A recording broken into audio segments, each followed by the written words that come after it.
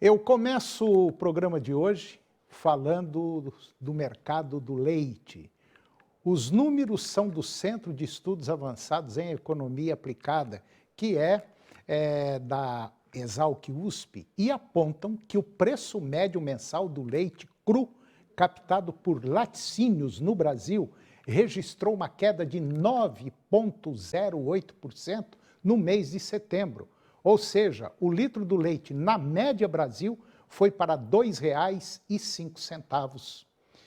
Esta foi a quinta queda consecutiva. O recuo em um ano é de 31,5% em termos reais. O movimento ele é explicado pelo aumento da disponibilidade interna de lácteos devido ao avanço da captação nacional às importações, ainda elevadas, e ao consumo interno muito sensível ao preço. E com isso, segundo o CPEA, a pressão dos canais de distribuição nas negociações com os laticínios tem mantido em queda os preços dos derivados lácteos, e esse movimento ele vem sendo repassado ao produtor. Em setembro, mesmo diante da retração de 21,8% no volume importado pelo Brasil, elas continuaram elevadas. De janeiro a setembro deste ano, as importações somam 1 bilhão e 600 milhões de litros em equivalente leite, quase o dobro, 90,4% do volume registrado no mesmo período do ano passado. Em relação à produção nacional, o índice de captação leiteira do CPEA registrou uma alta de 0,3% de agosto para setembro. No entanto, essa variação evidencia uma desaceleração na captação. Além das condições climáticas adversas lá na região sul do país, o estreitamento da margem do pecuarista é outro fator que contribui para o crescimento lento da produção. A pesquisa do CPEA mostra que, de agosto para setembro, houve uma alta de 0,5% no custo operacional efetivo, que é o COI, da pecuária leiteira na média Brasil. Com maior oferta de lácteos e consumo doméstico muito sensível ao preço, os estoques de derivados nas indústrias e canais de distribuição cresceram no mês de setembro. A expectativa do setor é que o cenário de queda ainda se mantenha para o preço do leite cru captado em outubro, ainda que em menor intensidade. E agora você vai ver que o mercado da carne de frango do Brasil vai para a Argélia, lá na África. O Brasil é o primeiro país habilitado a exportar carne de frango para a Argélia, país do norte da África. Segundo a diretoria de mercados da ABPA, que é a Associação Brasileira de Proteína Animal, ela celebrou essa nova parceria com o país africano, que abriu o mercado para importação da proteína brasileira em outubro deste ano. O governo brasileiro, representado pelo Ministério das Relações Exteriores e também pelo Ministério da Agricultura e Pecuária, em parceria com a ABPA, realizou uma missão comercial lá na Argélia com o objetivo de fortalecer as relações entre os países. Algumas empresas brasileiras também acompanharam a convenção e, ao fim, voltaram ao Brasil já com perspectivas de bons negócios. A abertura deste novo mercado apresenta uma oportunidade para o Brasil em um cenário no qual a Argélia está enfrentando um desabastecimento da proteína de aves no país e precisa atender a demanda dos seus 45 milhões de habitantes. Trata-se do país com maior extensão territorial da África. Outro país africano também beneficiou o setor avícola brasileiro em outubro.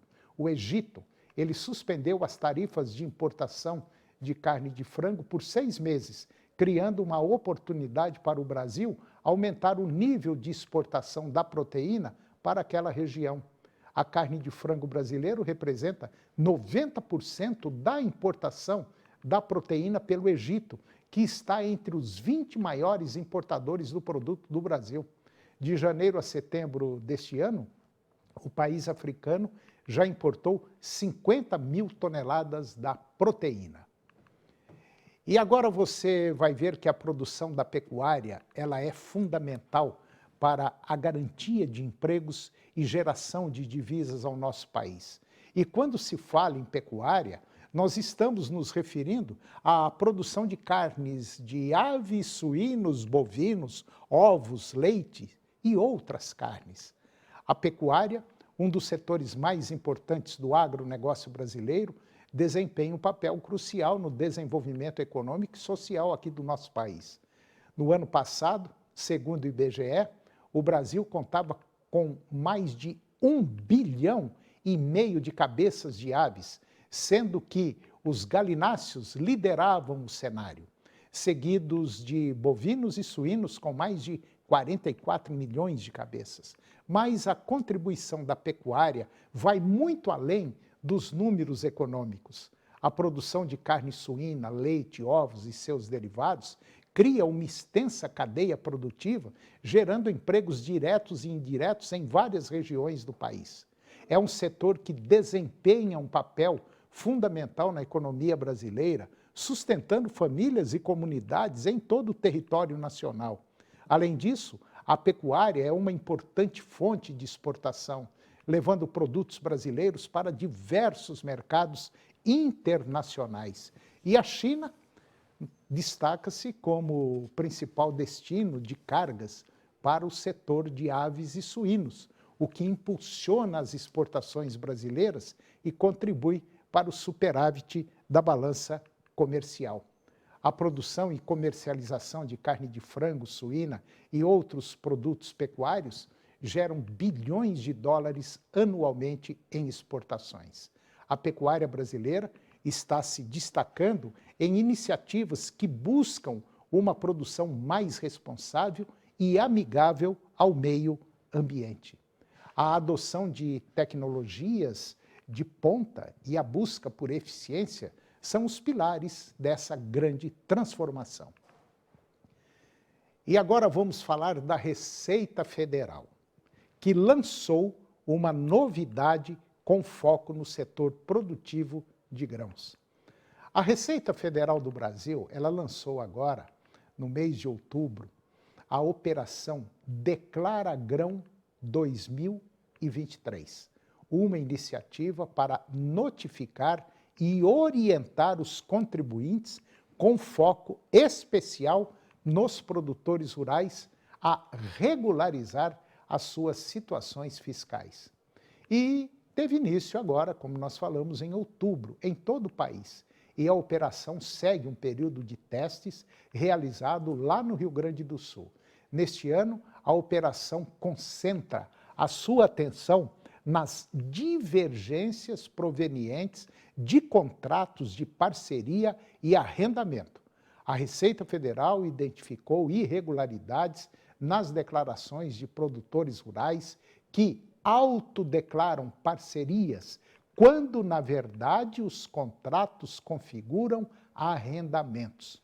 Apesar das alíquotas serem semelhantes em ambos os contratos, o contrato de parceria é mais vantajoso do ponto de vista fiscal, envolvendo a divisão de despesas e receitas, e uma outra questão abordada pela operação é a classificação incorreta de receitas provenientes de contratos de arrendamento. Por exemplo, quando o arrendador recebe pagamento em grãos, a Receita Federal considera esses grãos tributáveis.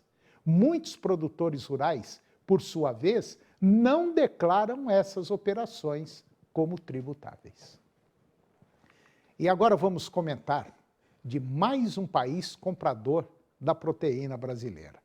O Ministério da Agricultura e Pecuária, o ministro Carlos Fávaro, ele anunciou agora no dia 1º de novembro a habilitação de 55 frigoríficos brasileiros para exportar carne suína e bovina para a República Dominicana.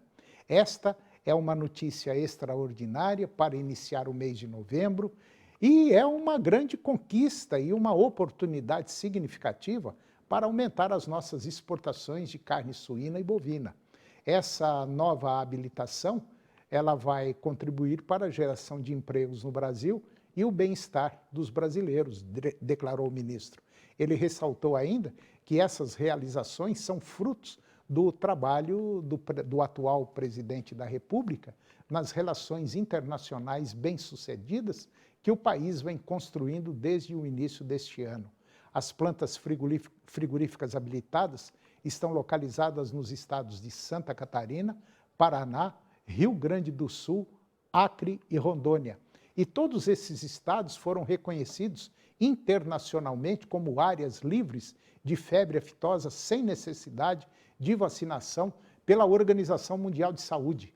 É importante destacar que esta é a primeira vez que o Paraná recebe habilitação para exportar carne bovina e suína para a República Dominicana, que exige um certificado de ausência de febre aftosa.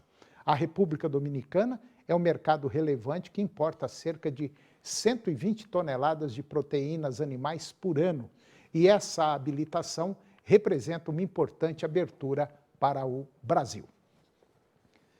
E depois do intervalo, nós vamos falar do mercado do milho e eu vou conversar com Marcelo Hilário. Ele é químico especialista em adjuvantes, pesquisador da Cell Agro, e nós vamos falar como evitar a incompatibilidade do mancozeb, que é um fungicida, na mistura da cauda. Nós voltamos já, é um minutinho só.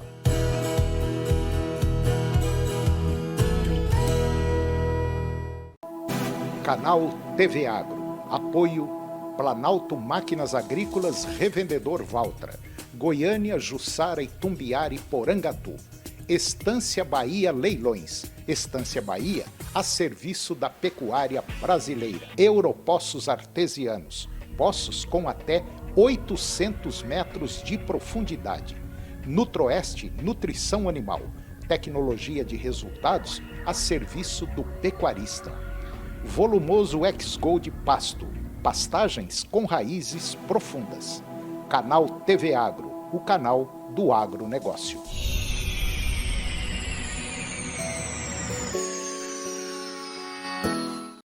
A gente sabe como é difícil proteger. Proteger quem você ama.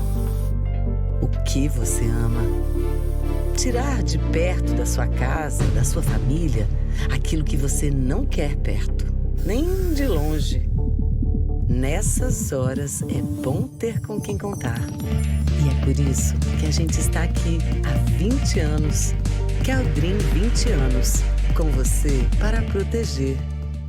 O que é o Senar Mais? É um programa do Senar que leva assistência técnica e gerencial para vocês produtores. Um técnico de campo irá te acompanhar por 2 anos. Ele fará um diagnóstico da sua fazenda, faz um planejamento junto com você, te orienta sobre tecnologias, manejo, oferecendo cursos para qualificação e o principal, fará o gerenciamento mensal da sua atividade. E o que é melhor, sem cobrar nada por isso. Senar Goiás. Está de volta a promoção Show de Prêmios 99,5 FM. Participe e concorra a presentes incríveis toda semana. Tem fritadeira elétrica, micro-ondas, rádio portátil e jogo de jantar. Inscreva-se pelo site radio995fm.com.br. Promoção Show de Prêmios 99,5 FM. A rádio que sorteia os melhores prêmios todo dia. Oferecimento Test Drive Team. Teste de graça Rede Team. Baixe o novo aplicativo do Clube Barão e economize muito no supermercado. GA Brasil, Cestas Natalinas 2023. TV Serra Dourada, a TV do seu tempo, o tempo todo com você. Nesta quinta, 11h15 da noite tem A Praça é Nossa. Agronegócio. Oferecimento Moinho Fino. A delícia que é o nosso café de todos os dias. Puríssimo. Senar Goiás. A maior escola da terra. Querdrim. 20 anos protegendo sua família.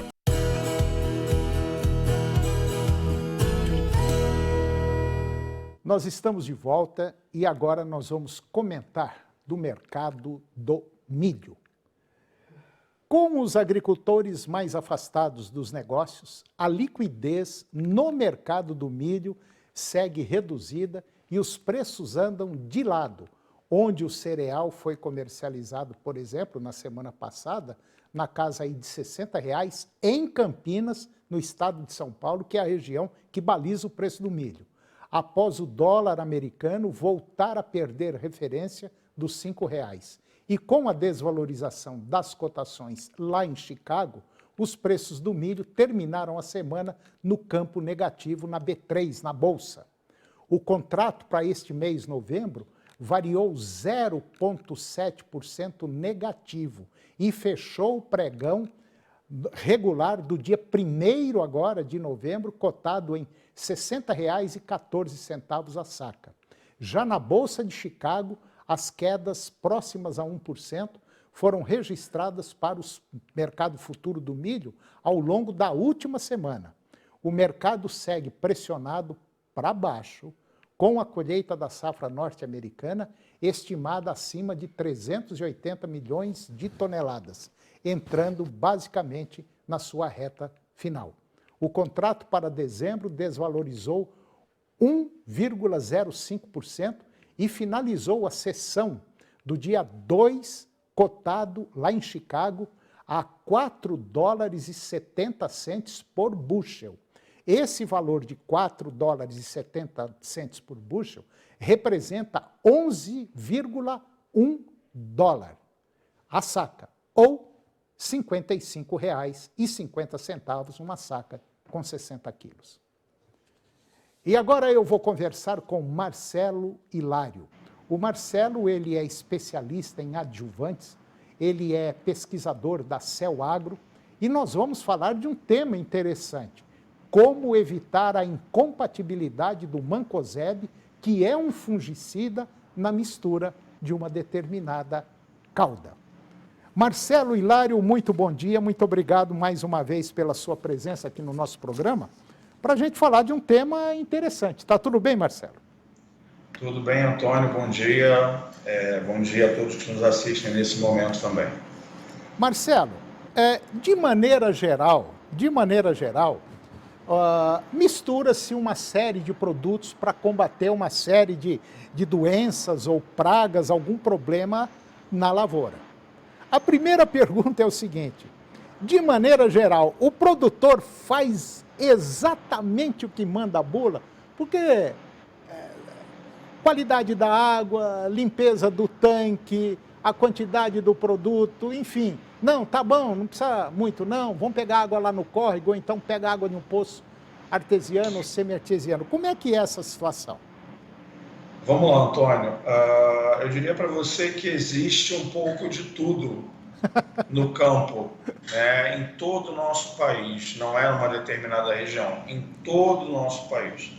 Tem desde aquele produtor, independentemente do tamanho, seja ele pequeno, médio ou grande, ou mesmo grupos grandes, que monitora desde a qualidade da água em sua totalidade, ou seja, faz todo o monitoramento de todas as propriedades, e segue à risca a sequência de adição de todos os produtos, como deve ser feito, como é preconizado pela pesquisa prática e por décadas de utilização dos produtos em campo. E, infelizmente, ainda se encontra muito menos do que há cerca de 10 ou 20 anos atrás, alguns produtores que resolvem, por conta própria, e muitas vezes nós nos perguntamos o porquê, a fazer misturas de uma forma incorreta, a não monitorar a qualidade de água, por conta disso terem problemas muito sérios de incompatibilidade nas caudas, não somente com o mancozeb, mas com qualquer outro defensivo utilizado. Pois é, eu te fiz essa pergunta porque recentemente eu estava até conversando com um grande agricultor. Ele planta aí uma média de 2.700 hectares, não é uma área pequena. Aí eu falei assim, escuta, deixa eu te fazer uma pergunta, a pergunta de jornalista que está começando agora no agro. Você segue à risca o que a pesquisa, a consultoria recomenda? Ele falou, de vez em quando. Aí eu perguntei o seguinte, e os resultados? Não, tem hora que dá bom e tem hora que não dá bom. E como é que faz esse prejuízo quando não dá bom? Ah, mas não é muito grande. Aí eu fiquei imaginando o seguinte, um prejuizinho aqui numa área de 2.700 hectares, mais um prejuizinho assim, ali numa outra área, quando você soma o Brasil, deve dar aí algo significativo, violentamente grande, né? Bastante. Em primeiro lugar, pelo prejuízo em si da perda da cauda. Imagina Sim. que você colocou ali defensivos que tem seu preço balizado pelo dólar, porque são produtos, são moléculas que são importadas. Tem até muitos que são formulados no Brasil, mas as moléculas, né, são moléculas importadas. E se a cauda ela é inutilizada, se a cauda ela se torna incompatível e perde a sua eficiência, você pode até aplicar, mas você vai estar jogando qualquer coisa que não vai vai atingir a sua finalidade. Quantos R$1.000 você não perdeu naquele tanque, especificamente falando, né?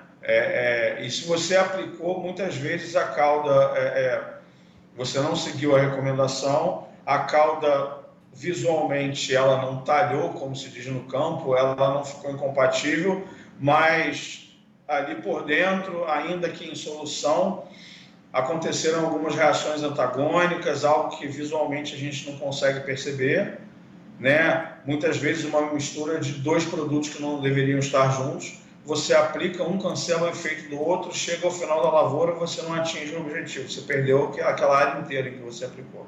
Aí o prejuízo é muito maior do que aqueles milhares de reais do tanque que você preparou. Então,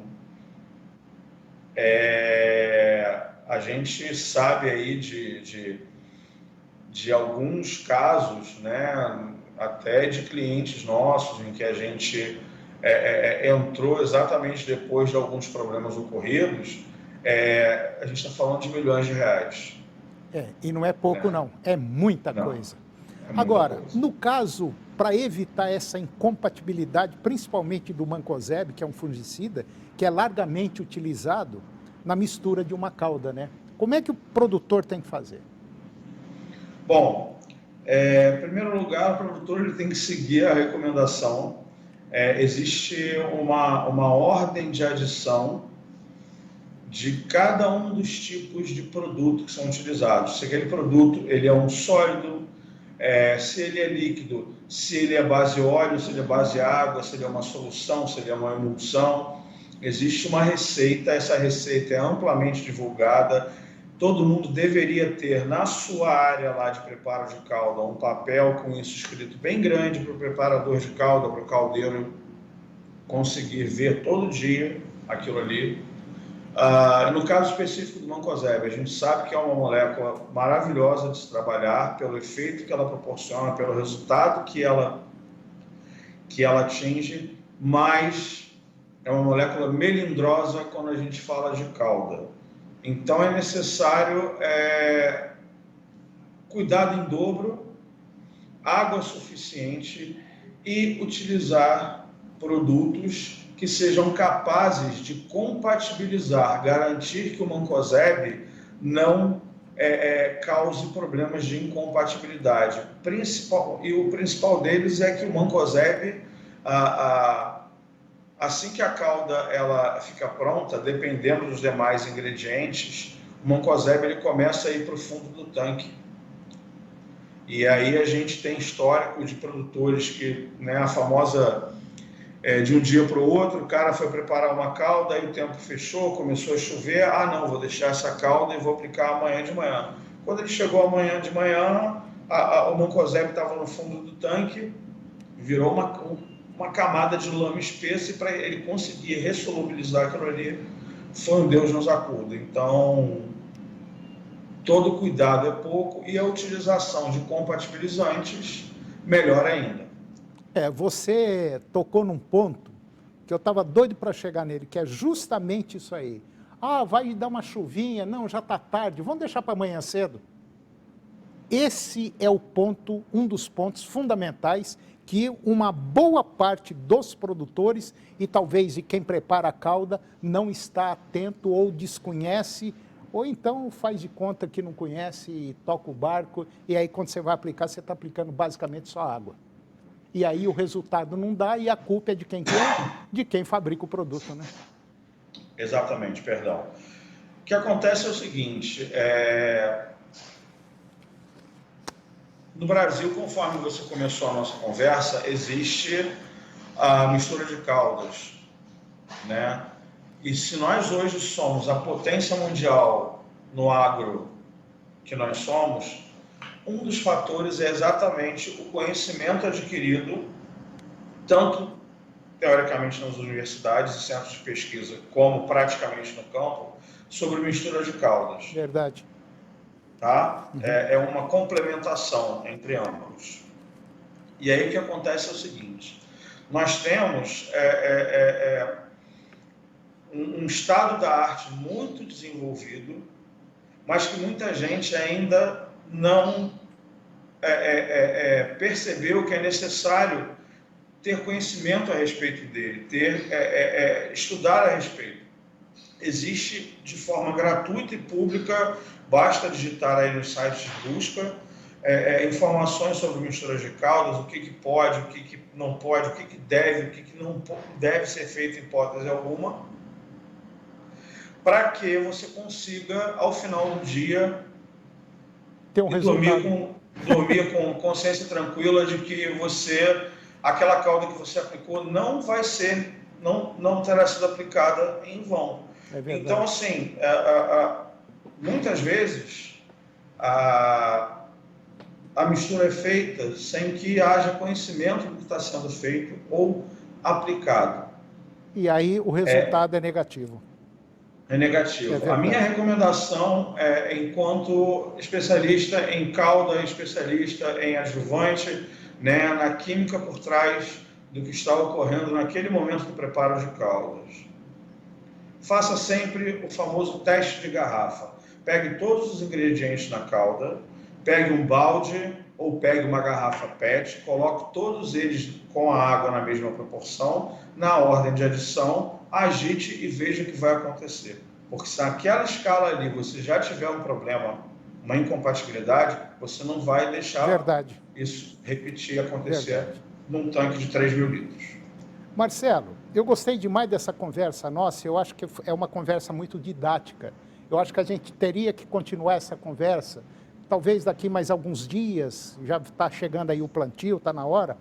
Eu quero combinar com você para a gente voltar e bater mais um papo mais longo um pouquinho, porque é muito interessante isso que você falou e essa conversa nossa. Tá certo, meu irmão?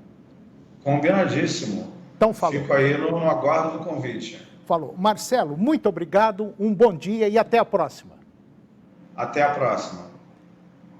E o programa de hoje chegou ao fim. E eu termino o nosso programa com a seguinte frase: por cada minuto que nos zangamos, perdemos 60 segundos de felicidade.